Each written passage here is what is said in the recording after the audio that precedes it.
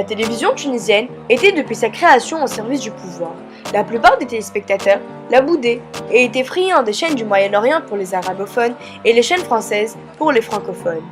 Peu avant la Révolution, de nombreuses chaînes de télévision privées ont vu le jour, mais faute de liberté de presse, leur part d'audience est restée toujours faible. Après la Révolution de 2011, un vent de liberté a soufflé sur le pays, introduisant une nouvelle dynamique, ciblant principalement les médias. Chose nouvelle en Tunisie, nous avons pu assister à des émissions humoristiques ciblant les hommes politiques comme les Guignols. Bien qu'il y ait eu quelques dérives journalistiques, aujourd'hui, le paysage audiovisuel commence à se stabiliser et seules quelques chaînes de télévision sortent du lot, comme El Hiwar El Tounsi, signifiant le dialogue tunisien, la chaîne de télévision tunisienne la plus regardée. El Hiwar El Tounsi a été fondée par Simi Fehri en mai 2003. Mariam Belkadi, journaliste et animatrice vedette de cette chaîne, a gentiment accepté que je fasse partie de son équipe durant la semaine de mon stage en entreprise du 12 au 16 février. Mariam Belkadi anime chaque soir l'émission en direct 24/7, émission au cours de laquelle elle traite les dernières actualités. Sans tarder, je me mets dans la peau d'une journaliste et Mariam Belkadi est mon invitée ce jour. Alors, je me permets quelques instants de me mettre à votre place et de jouer votre rôle en vous posant quelques questions. Ça ne m'arrive pas souvent, donc... Aujourd'hui, vous êtes la journaliste et animatrice vedette de la chaîne tunisienne Hiwar El Tounsi et vous animez chaque soir le prime time de la chaîne. Donc, pouvez-vous nous raconter votre parcours pour en arriver là? Alors, faire du journalisme et être dans le monde des médias a toujours été un rêve pour moi. Sauf que moi, j'ai fait un parcours autre, mais qui... je pense que devait me faire aboutir à ce métier. J'ai un parcours, j'ai fait un doctorat en littérature et civilisation française. J'ai enseigné jusqu'à il y a 4 ans à plein temps à l'université tunisienne. Ma spécialité, c'est la littérature contemporaine et plus spécialement la poésie, mais bon, évidemment, on touche un petit peu à tout. Mais j'ai fait de la psychologie, j'ai fait des sciences politiques, donc c'est un petit peu l'aboutissement d'un parcours. Et j'y suis arrivée, on va dire fortuitement, mais quelque chose me faisait venir vers ce monde et cet univers. Et voilà, et aujourd'hui, je vis ma passion. Et ça dépasse un métier, ça dépasse un travail, ça dépasse tout ce qu'on puisse imaginer, puisque j'ai même pas l'impression de travailler. Tellement c'est passionnant ce que je fais. En plus, moi j'adore le travail d'équipe.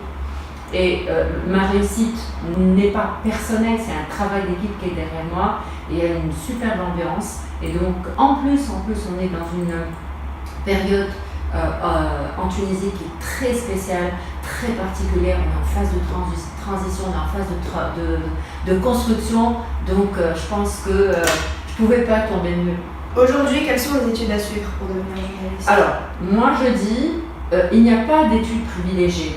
On peut être médecin et être journaliste. On peut être pharmacien, on peut être comme moi, mais je pense que des études de lettres, de sciences humaines, de droit, des écoles de commerce, c'est très important parce qu'il s'agit d'être curieux, d'abord à la base, avoir une énorme culture, être à l'écoute de l'autre. Ça c'est très très important. Donc, vous voyez, c'est n'importe quel métier. Après, c'est une vocation, le journalisme. Mais ceci n'empêche, il faut absolument faire des formations, il faut faire des stages, il faut être introduit dans cet univers-là pour pouvoir faire et comprendre des choses. Il y a l'aspect technique qu'il faut connaître. Bon, on ne le pratique pas quotidiennement. Je sais que là, qui est en train de nous filmer, qui est la chef d'édition, elle maîtrise un volet technique parfaitement. Donc, elle a appris à l'école de journalisme. Moi, j'ai fait une formation à l'école de journalisme. J'ai fait une formation diplômante aussi. Mais c'est surtout donc l'apprentissage quotidien. Mais sinon, tous les chemins mènent au journalisme. D'accord. Qu'est-ce qui vous attire dans le journalisme? Plein de choses. Évidemment, le contact avec l'autre. Le fait d'être tout le temps au courant et au fait de ce qui se passe aussi bien sur le plan national qu'international.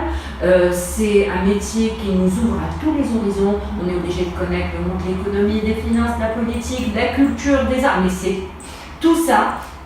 Et c'est surtout être sur le qui-vive 24 heures sur 24. On ne ferme jamais le téléphone, nous. Et on regarde les infos du matin au soir. Et surtout cette implication.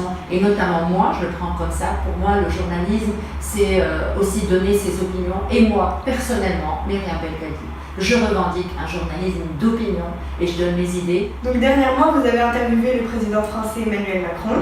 Étiez-vous spécialement stressé et donc cela vous a demandé une préparation particulière? Alors, une préparation particulière, forcément, parce que la politique française, donc c'est pas notre pain quotidien, on va dire. Donc évidemment, j'ai été voir des vidéos, ces dernières interviews, mais moi je suis beaucoup la politique française, donc ça m'a beaucoup aidé. Un stress particulier, on va dire, j'avais ce privilège, c'était ça en fait. J'étais la seule à avoir eu cette interview et la seule télévision au Maghreb. Donc c'est ça ce côté stress, parce que c'est une interview qui allait être vue non seulement par les Tunisiens, mais par tous les Maghrébins et les Maghrébins qui vivent en France. Comme tout métier, vous avez sûrement des concurrents. Est-ce que vous êtes intéressé par leur activité, par exemple en comparant les parts d'audience C'est très important, c'est exactement comme un championnat de football. Hein. On est donc pour la réussite d'un championnat, il faut qu'il y ait de grosses équipes. Donc tous les soirs, évidemment, on essaie de voir la concurrence à la quoi qui m'a invité, on essaie de voir les audiences. Bien sûr, et c'est comme ça, moi j'aime cet esprit de concurrence loyale. J'aime cet esprit où on essaye chaque jour de faire mieux que l'autre. Et c'est ce qui crée, c'est ce qui nous donne et nous fait réveiller le matin en disant je dois faire mieux qu'hier et mieux que mon concurrent. Voilà, c'est la règle du jeu. Merci beaucoup d'avoir accepté. Merci beaucoup. Au cours de cette semaine, j'ai pu découvrir un univers qui m'était totalement inconnu. Comme vous pouvez le voir, j'ai pu observer les plateaux avant et pendant le tournage. J'ai pu côtoyer plusieurs types de professions, comme nous pouvons le voir dans l'organigramme.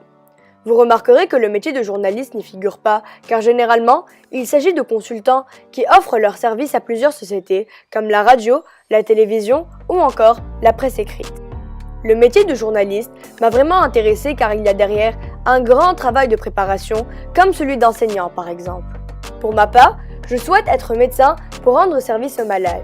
Mais comme l'a si bien dit Myriam Belkadi, rien ne m'empêchera de faire aussi du journalisme. Mais à l'heure actuelle, concentrons-nous sur le diplôme national du brevet.